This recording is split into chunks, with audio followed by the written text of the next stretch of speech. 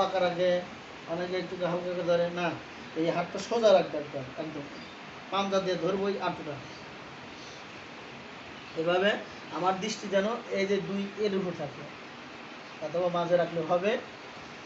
আর এই মাথা এবং এই সুরাইনটা যেন সমানতালে থাকে, মাছ পিঠের মাঝখানে পানি ঢেলে দিলে যেন উভয় দিকে সরে যায়। হ্যাঁ, এভাবে আল্লাহটা একবার সোজা করতে।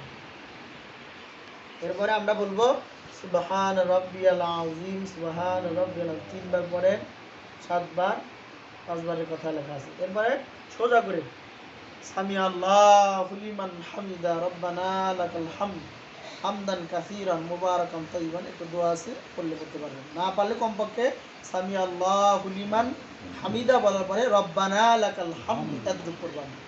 হ্যাঁ, এরপরে সেজদাতে যাওয়ার সময় অনেক দেখবেন বাঁকা তারা করা হয়ে যায়, এভাবে না, একদম সোজা করে। হ্যাঁ,